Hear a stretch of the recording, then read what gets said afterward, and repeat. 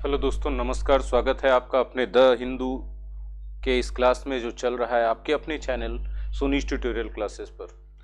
तो चलिए शुरुआत करते हैं आज के द हिंदू एडिटोरियल का एनालिसिस। दोस्तों, ये एनालिसिस द हिंदू एडिटोरियल में यूज़ किए गए वोकेबलरी पर बेस्ड है। उसमें दिए गए नए इंग्लिश वर्ड्स, उनके हिंदी मीनिंग्स और सिनोनिम्स के साथ हम लोग सीखेंगे। तो चलिए शुरुआत करते हैं।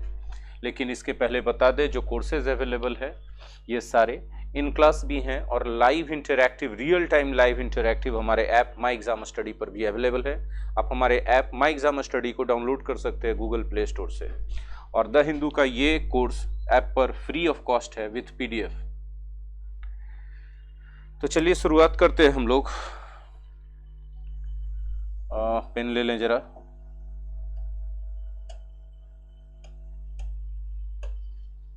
ठीक है, हमारा पहला वर्ड है पैंडेमिक इंड्यूस्ड। ये दो वर्ड से मिलके बना है, एक एडजेक्टिव है। पैंडेमिक इंड्यूस्ड, पैंडेमिक का मतलब होता है वैश्विक महामारी, और इंड्यूस्ड बना है इंड्यूस से। इंड्यूस एक वर्ब है। इंड्यूस का मतलब होता है कोई चीज को प्रेरित करना, उसको होने का माहौल तैयार करना। जैसे रीडिंग बुक्स इंड्यूस स्लीप, मतलब जो किताबें पढ़ते हैं हम लोग तो उससे नींद आती है, यानी रीडिंग बुक इंड्यूसेस स्लीप, मतलब रीडिंग बुक काउजेस स्लीप। ठीक है, तो इंड्यूस का इस तरह से हम लोग यूज करते हैं। ठीक है, तो पैंडेमिक इंड्यूस्ड का मतलब कोई भी ऐसा चीज जो पैंडेमिक के कारण हुआ। ठीक है, तो पैंडेमिक के कारण हुआ तो काउज्ड या प्रोड्यूस्ड बाय द पैंडेमिक हो जाएगा। हमारा नेक्स्ट वर्ड है डिस्पैरिटी। टी वाई अगर अंत में लगा रहे तो याद रखिएगा कि वो जनरली नाउन होता है, और डिस्पैरिटी भी एक नाउन है। डिस्पैरिटी का मतलब होता है असमानता। डिस्पैरिटी का क्या मतलब होता है? असमानता। ठीक है, अब असमानता बोलते हैं तो इसके इक्विवेलेंट में, इसके बराबर में कौन सा वर्ड आता है दिमाग में? ब्लैक की जगह व्हाइट ले ले, क्या देख लेते रिकॉर्डिंग में कैसा आ रहा है? नहीं, व्हाइट ले लेते, ज्यादा अच्छा आएगा, आपको अच्छे से पता चलेगा। ठीक है, हाँ। तो असमानता का मतलब इनइक्वालिटी बोल सकते हैं ना, अनइवननेस बोल सकते हैं, डिसप्रोपोर्शन बोल सकते हैं, इम्बैलेंस भी इसका सिनोनिम्स होगा। नेक्स्ट वर्ड है हमारा स्पर्ट। स्पर्ट क्या होता है? स्पर्ट एक नाउन है। स्पर्ट का मतलब होता है अचानक से होने वाली वृद्धि। ठीक है, spurt in something, spurt in income, spurt in population, spurt in corona cases, spurt in the number of corona cases.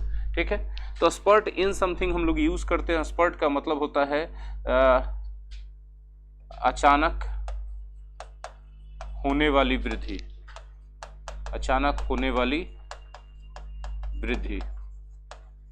ठीक है, इसको हम लोग सर्ज भी बोल सकते हैं, राइज भी बोल सकते हैं, सडन इंक्रीज भी बोल सकते हैं। ठीक है, हमारा अगला वर्ड है नेसेंट। नेसेंट भी एक एडजेक्टिव है। अगर कोई चीज नेसेंट है तो अभी अभी शुरुआत हुआ है, एकदम शैशवावस्था में है, इन्फेंटाइल में है, इन्फेंसी में है, मतलब उसका अवस्था अभी एकदम जन्म लेने वाला है, कि अभी तुरंत जन्म लिया है, मतलब जस्ट बिगिन हुआ है। तो आप कह सकते हैं कि अगर कोई नेसेंट है तो एकदम नवजात है, नवजात है, इसको आप ऐसे कह सकते हैं। तब नेसेंट के सिनोनिम्स के रूप में इमर्जिंग हो सकता है, राइजिंग हो सकता है, बर्ग्योनिंग हो सकता है, जस्ट बिगिनिंग या डेवलपिंग भी हो सकता है। नेक्स्ट वर्ड है डिस्प्रोपोर्शनेटली। यदि डिस्प्रोपोर्शनेटली एल वाई लगा है, एल वाई को हटाने से डिस्प्रोपोर्शनेट मिलता है, जो कि एक एडजेक्टिव है। एडजेक्टिव में यदि एल वाई जोड़ते हैं तो एडवर्ब बनता है। डिस्प्रोपोर्शनेटली भी एडवर्ब है। डिस्प्रोपोर्शनेटली का मतलब होता है बहुत ही ज्यादा। डिस्प्रोपोर्शनेटली का क्या मतलब होता है?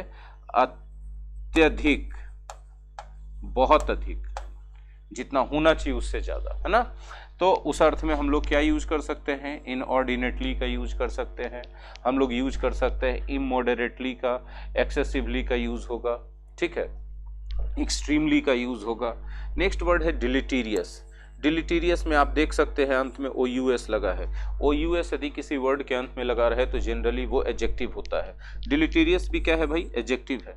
डिलीटीरियस इफेक्ट ऑफ समथिंग, मतलब हानिकारक प्रभाव। डिलीटीरियस इफेक्ट का मतलब क्या होता है? हानिकारक प्रभाव। तो हम लोगों ने देखा कि डिलीटीरियस का मतलब होता है हानिकारक। अब हानिकारक के अर्थ में जो भी हम चाहें इसके सिनोनिम्स, तो सबसे पहले तो हमारे मन में आता है हार्मफुल। तो हार्मफुल इसका एक बिल्कुल सही सिनोनिम्स है। इसके बाद एडवर्स भी आता है, ठीक है। यदि कोई चीज़ अनफेवरेबल है आपके लिए तो वो भी आपके लिए लाभदायक नहीं है। डिसएडवेंटेजियस हो सकता है, अनफॉर्चुनेट, अनडिजायरेबल, जाहिर सी बात है हानिकारक है तो अनडिजायरेबल इफेक्ट है, डैमेजिंग है वो, ये सारे के सारे इसके सिनोनिम्स होंगे। हमारा अगला वर्ड है कॉन्ट्रैक्शन। कॉन्ट्रैक्शन बना कॉन्ट्रैक्ट से, कॉन्ट्रैक्ट एज ए वर्ब इसका मतलब होता है सिकुड़ना, तो कॉन्ट्रैक्शन का मतलब सिकुड़ाव, सिकुड़ाव का मतलब कमी, है ना। कॉन्ट्रैक्शन का मतलब क्या कह सकते हैं हम लोग, कॉन्ट्रैक्शन का मतलब हो सकते हैं कमी, ह्रास, ह्रास, ठीक है। तो कमी कर, हाँ, खास करके अर्थव्यवस्था में हाँ, as many as, as many as एक फ्रेज है, मतलब होता है सब्सटेंशियल, एज मेनी एज मतलब अच्छी संख्या में, सब्सटेंशियल नंबर में, कंसिडरेबल कह सकते हैं आप इसको। रैंक्स, रैंक्स नाउन है, रैंक्स का मतलब होता है ग्रुप, कलेक्शन, है ना, ये सब होता है, क्रम। इन कॉन्ट्रास्ट एक फ्रेज है, इन कॉन्ट्रास्ट का मतलब होता है किसी चीज की तुलना में, इन कंपैरिजन विथ समथिंग, किसी चीज की तुलना में। चलिए आगे बढ़ते हैं हम लोग। हमारे अगला वर्ड है इन एब्सोल्यूट टर्म्स। ये एक फ्रेज है दोस्तों, और इसका मतलब होता है इन एब्सोल्यूट टर्म्स। जब हम बोलते हैं तो इसका मतलब होता है अपने आप में, इन इटसेल्फ, ठीक है, in itself, measured by itself, यही सब इसका मीनिंग निकलेगा। पॉसिट, पॉसिट एक वर्ब के रूप में यूज किया जाता है। पॉसिट का मतलब होता है अनुमान व्यक्त करना, पुट फॉरवर्ड करना, किसी चीज को सामने लाना, उसके बारे में बोलना कि ऐसा होने की संभावना, ऐसा हो सकता है। तो प्रपोज करते हैं, प्रेजेंट करते हैं, सेट फोर्थ करते हैं, पुट फॉरवर्ड करते हैं। तो आप इसको प्रस्तुत करना, अनुमान व्यक्त करना, उसके बारे में बात करना, किसी चीज के बारे में होने से पहले, ये कह सकते हैं आप, ठीक है, इसका हिंदी। नेक्स्ट वर्ड है स्वेल। स्वेल का लिटरल मीनिंग होता है सूज जाना, चोट लगता है कहीं पर तो सूजन हो जाता है ना, तो स्वेल का मतलब होता है सूज जाना। तो सूजा तो बढ़ गया, इंक्रीज हो गया, तो आप वृद्धि होना लिख सकते हैं इसके सिनोनिम्स के तौर पर। क्या लिख सकते हैं, वृद्धि होना, ठीक है। तो grow larger, grow greater, increase, expand, rise in number, ये सारे के सारे सिनोनिम्स हैं। रिवर्स, रिवर्स मतलब होता है उलट जाना, उल्टा हो जाना। रिवर्स यदि होता है तो उलट देते हैं हम लोग, विपरीत कर देते हैं, विपरीत कर देना, ठीक है। विपरीत कर देते हैं तो क्या करते हैं हम लोग, अल्टर कर देते हैं, चेंज कर देते हैं। कोई चीज हो गया है उसको अनडू करते हैं, कैंसिल करते हैं, उसको इनवैलिडेट कर देते हैं, ठीक है। प्रीसीडिंग, प्रीसीडिंग मतलब होता है पूर्ववर्ती, ये एक एडजेक्टिव है। इसके पहले जो हो चुका है उसको प्रीसीडिंग कहते हैं। जो पहले हो चुका है उसके लिए सिनोनिम्स के रूप में प्रीवियस, प्रायर, अर्लियर बोला जा सकता है। इंच अप एक वर्ब है। इंच अप का मतलब, इंच बहुत छोटा सा होता है ना, इंच के साथ अप हो रहा है, तो इंच बाई इंच अप हो रहा है, मतलब धीरे धीरे करके बढ़ रहा है। Increase but slowly, increase but slowly, very slowly. तो increase, rise, raise, advance, ascend, ये सब इसके सिनोनिम्स होंगे। प्रोजेक्ट, प्रोजेक्ट नाउन भी होता है, वर्ब भी होता है। प्रोजेक्ट नाउन के रूप में होता है परियोजना, ठीक है। अब प्रोजेक्ट वर्ब के रूप में अनुमान करना, किसी चीज को प्रक्षेपित करना। प्रक्षेपित करते हैं, अनुमान करते हैं, फोरकास्ट करते हैं, प्रिडिक्ट करते हैं, एस्टिमेट करते हैं, कैलकुलेट करते हैं इसको, ठीक है। कोहोर्ट, इनकम कोहोर्ट, खास इनकम श्रेणी वाले लोग एक साथ होते हैं, तो एक साथ होना या मतलब नाउन के रूप में तो इसको समूह या ग्रुप बोल सकते हैं, ठीक है, ग्रुप ऑफ पीपल बोल सकते हैं, ठीक है। एब्सेंट, एब्सेंट एक एडजेक्टिव है। एब्सेंट का मतलब होता है अनुपस्थित होना, अनुपस्थित, और वर्ब के रूप में अनुपस्थित होना। लेकिन यहाँ एब्सेंट को यूज किया गया है, यहाँ एडजेक्टिव लिखा है एक तरह से प्रीपोजिशन के रूप में। एब्सेंट पैंडेमिक मतलब विदाउट पैंडेमिक, तो विदाउट क्या है, प्रीपोजिशन है, इसलिए प्रीपोजिशन के अर्थ में यूज किया गया है। डीम, डीम का मतलब होता है मानना, विचार करना, किसी चीज को मान लेना। जनरली डीम्ड एज यूज किया जाता है, मतलब it is deemed as, it is considered as, ऐसे करके इसका सेंस आता है। तो think, believe, feel to be, consider, ये सब इसके सिनोनिम्स हो सकते हैं, ठीक है। चलिए आगे बढ़ते हैं। हमारा नेक्स्ट वर्ड है नैरो। हम सब जानते हैं कि नैरो क्या होता है भाई, तो नैरो का मतलब होता है संकीर्ण, ठीक है। नैरो का क्या मतलब होता है? संकीर्ण एडजेक्टिव के रूप में हम लोग यूज करते हैं नैरो को, लेकिन यहाँ नैरो वर्ब के रूप में यूज किया गया है। नैरो डाउन समथिंग मतलब उस चीज को घटा देना, धीरे धीरे करके कम कर देना। नैरो डाउन करते हैं तो क्या करते हैं? कम कर देते हैं। तो रिड्यूस करते हैं, लेसन कर देते हैं, लोअर कर देते हैं, डिक्रीज कर देते हैं, ठीक है। प्रोजेक्शन, प्रोजेक्शन प्रोजेक्ट से बना, मैंने कहा ना प्रोजेक्शन मतलब प्रोजेक्ट अनुमान लगाना, तो प्रोजेक्शन नाउन है, अनुमान के अर्थ में यूज किया जाएगा। फोरकास्ट, प्रेडिक्शन, कैलकुलेशन इसके सिनोनिम्स होंगे। एक्नॉलेज, बहुत अच्छा, एक्नॉलेजमेंट आप जानते होंगे, स्वीकृति। कोई चीज़ हम लोग कहीं फॉर्म वगैरह भेजते हैं तो एक्नॉलेजमेंट के तौर पे एक ईमेल आता है। पहले जब बाई पोस्ट भेजा जाता था तो एक्नॉलेजमेंट के तौर पे एक पोस्ट कार्ड या एक एनवेलप वापस आता था। को बस ये होता था, पॉइंट होता था कि आपका जो है एक्नॉलेज कर लिया गया है, एप्लीकेशन को एक्नॉलेज करने का मतलब एक्सेप्ट कर लिया गया, स्वीकार कर लेना। तो एक्नॉलेज जो है स्वीकार करने के अर्थ में यूज़ किया जाता है। तो आप इसके सिनोनिम्स के रूप में एडमिट, एक्सेप्ट, रियलाइज बोल सकते हैं। यदि हम लोग एक्नॉलेज करते हैं कि हम लोग गलती कर रहे हैं तो रियलाइज करते हैं कि हम लोग गलती कर रहे हैं। इस तरह से देखिए, एक वर्ड एक ही रहता है लेकिन अलग अलग संदर्भ में उपयोग करने पर अलग अलग, जैसे हिंदी में भी तो होता है ना, बैठना वर्ड को कितना बार, हम बहुत बार यही एग्जाम्पल देते हैं कि बैठना कितना यूज किया जाता है। दिल बैठ गया, धंधा बैठ गया, ठीक है, उसके मन में ये बात बैठ गया, ठीक है। तो ऐसे करके बैठना शब्द यूज होता है कि नहीं। चलिए, गर्द बहुत बैठ गया है, तो इस तरह से अलग अलग संदर्भों में यूज किया जाता है। उसी तरह से एजम्पशन, एजम्पशन नाउन है, एजम्पशन बना है एज्यूम से। एज्यूम एक वर्ब है, एज्यूम का मतलब होता है मान लेना, अपने दिमाग में बैठा लेना कोई बात को। तो एजम्पशन का मतलब होता है अवधारणा, सपोजिशन, स्पेक्यूलेशन, हाइपोथेसिस, पोस्ट्यूलेशन, ये सब इसके सिनोनिम्स होंगे। सर्व, सर्व एज समथिंग मतलब एक्ट एज समथिंग, उस चीज के रूप में काम करना, ठीक है, उस चीज के रूप में काम करना। चलिए next word, serve as something. जैसे बोलते हैं ना कि this modern technology serve as a great friend to all of us, मतलब act as something. Serve as something मतलब एक्ट एज समथिंग, तो सर्व एज, एक्ट एज के रूप में काम करना। स्टार्क, स्टार्क एक एडजेक्टिव है। स्टार्क का मतलब साफ साफ, कंप्लीट, एकदम पूरी तरह से। स्टार्क वाइट, बिल्कुल सफेद, है ना। तो बिल्कुल या क्लियर के सेंस में, डिस्टिंक्ट, एविडेंट, ऑब्वियस, स्ट्राइकिंग, ये सब एडजेक्टिव रखेगा। कंपैरेटिव, कंपैरेटिव एडजेक्टिव है। कंपैरेटिव का मतलब होता है तुलनात्मक, तो रिलेटिव बोल सकते हैं, कंपैरेबल बोल सकते हैं, प्रोपोर्शनल बोल सकते हैं, ठीक है। नेक्स्ट वर्ड है हमारा नेबर। नेबर नाउन है। नेबर का मतलब होता है पड़ोसी। वो हम लोगों का व्यक्तिगत पड़ोसी होगा, कोई घर वाला होगा, और देश का पड़ोसी कोई देश होगा, ठीक है। नेक्स्ट स्पॉटलाइट, स्पॉटलाइट एक नाउन है। स्पॉटलाइट वर्ब के रूप में भी यूज करते हैं। देखते हैं स्टेज पे कोई आता है तो स्पॉटलाइट उस पर पड़ता है। स्पॉटलाइट पढ़ने का मतलब उसको एक्सेंचुएट करना, हाईलाइट करना, उसको सबके सामने लाना। तो स्पॉटलाइट वर्ब के रूप में भी वही चीज होगा, किसी को सबके सामने लाना, उजागर करना, हाईलाइट करना, ठीक है।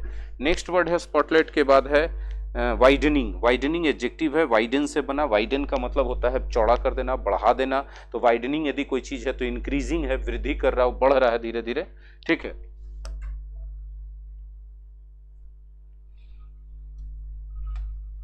हमारा नेक्स्ट वर्ड है एक्साजर्बेट। एक्साजर्बेट पहले भी आ चुका है। एक्साजर्बेट का मतलब होता है स्थिति को बद से बदतर बना देना।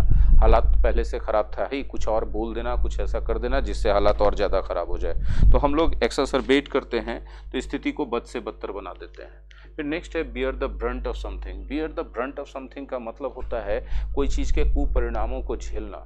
जैसे we will have to bear the brunt of our blind race after modernity and what should I say urbanization. हम लोग के आधुनिकता और अर्बेनाइजेशन के पीछे जो ब्लाइंड रेस है उसका बियर द ब्रंट हम लोगों को करना पड़ेगा। We will have to bear the brunt, उसके कुपरिणामों को झेलना पड़ेगा, ठीक है। बियर द ब्रंट के बाद हमारे पास है प्रिकैरिटी। प्रिकैरिटी क्या होता है भैया? तो प्रिकैरिटी नाउन है। हमने बताया था ना कि जनरली यदि किसी वर्ड के अंत में टी वाई रहता है जनरली वो नाउन होता है। तो प्रिकैरिटी भी एक नाउन है। प्रिकैरिटी का मतलब होता है खतरे का स्थिति, एक ऐसा स्थिति जहां पर कुछ भी सुरक्षित नहीं है, सुनिश्चित नहीं है, ठीक है। जैसे इकोनॉमिक प्रिकैरिटी अभी चल रहा है, कुछ पता नहीं कि आने वाले समय में कौन सा धंधा का क्या गति होगा, क्या दिशा होगा, ठीक है। नेक्स्ट है अंडरवेलमिंग। अगर कोई चीज अंडरवेलमिंग है, एडजेक्टिव है, याद रखिएगा, तो उतना संतोषजनक नहीं है जितना होना चाहिए, असंतोषजनक है, अनसेटिस्फैक्ट्री आप इसको बोल सकते हैं, ठीक है। नेक्स्ट वर्ड है रीकिंडल। रीकिंडल वर्ब के रूप में यूज किया जाता है।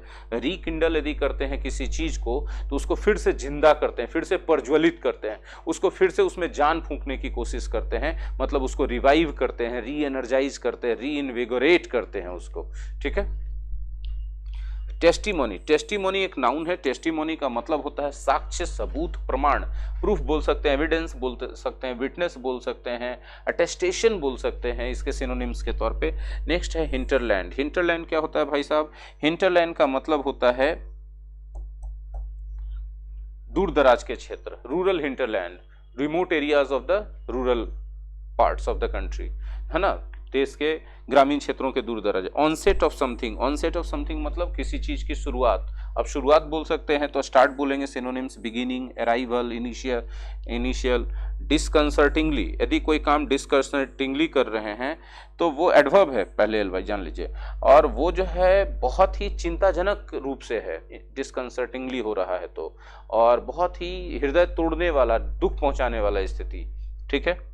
स्टाइमी मतलब रोक देना, किसी चीज को बाधित कर देना, प्रिवेंट करना, स्टॉप करना, हैम्पर करना, थ्वॉट करना, इंपीड और हिंडर करना, ये सब के सब इसके सिनोनिम्स होंगे, ठीक है। हमारा नेक्स्ट वर्ड है ट्रैक्शन। ट्रैक्शन एक नाउन है। TION यदि किसी वर्ड के अंत में लगा रहे तो वो नाउन ही जनरली रहता है, और ट्रैक्शन का मतलब होता है स्वीकृति, कोई चीज को अपना लेना, एक्सेप्टेंस, है ना। चलिए आगे बढ़ते हैं। स्लाइड।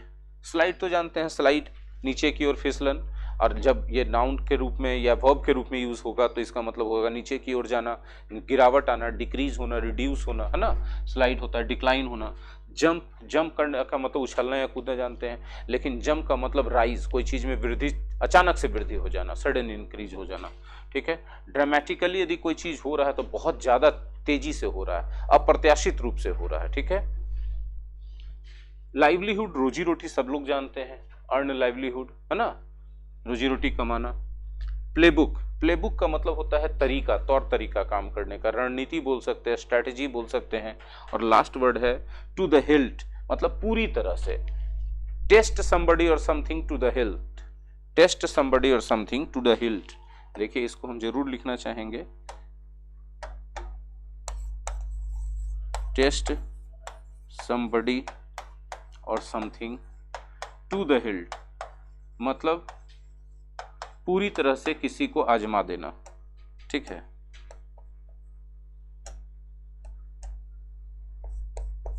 मतलब होता है, इसका मतलब होता है पूरी तरह से किसी को जांचना या आजमाना, जांचना या आजमाना आप बोल सकते हैं। जैसे this lockdown has tested all of us to the hilt, हम लोगों को पूरी तरह से आजमा लिया, इकोनॉमिकली, मेंटली, फिजिकली, हर तरह से उसने एकदम जोर डाल दिया हम लोगों पर। तो दोस्तों ये था आज 22 मार्च के द हिंदू एडिटोरियल का वोकैबुलरी। आई होप कि आप लोगों को बहुत सारे नए वर्ड्स सीखने को मिले होंगे प्रैक्टिकल तरीके से। रटना बिल्कुल नहीं है, बार बार सिर्फ वीडियो को देखते रहिए ऑन रिपीट मोड, और देखिएगा कि कुछ ही दिनों में आप पाएंगे कि आपकी वोकैबुलरी बहुत अच्छी इंप्रूव हो रही है। एक्चुअली होता क्या ना कि किसी भी न्यूज़पेपर को रिपीटेडली, मतलब रेगुलर तरीके से पढ़ने का आदत डालिए तो बहुत सारे वर्ड्स रिपीट होंगे, जो नए वर्ड्स होंगे आपके लिए, तो आपके लिए बेहतर होगा। धन्यवाद। लाइक और शेयर करना मत भूलिएगा अगर आपके लिए उपयोगी है तो। कमेंट में अपना ओपिनियन बताते हैं आप लोग, अच्छा लगता है, और हमेशा बताते रहिएगा। और अगर आपका ओपिनियन सच्चा है तो उन सब चीज़ों के लिए हम बस एक ही बात बोलेंगे, ज़्यादा से ज़्यादा दोस्तों तक शेयर करके पहुंचा दीजिए ताकि और लोगों को लाभ मिले। बहुत बहुत धन्यवाद।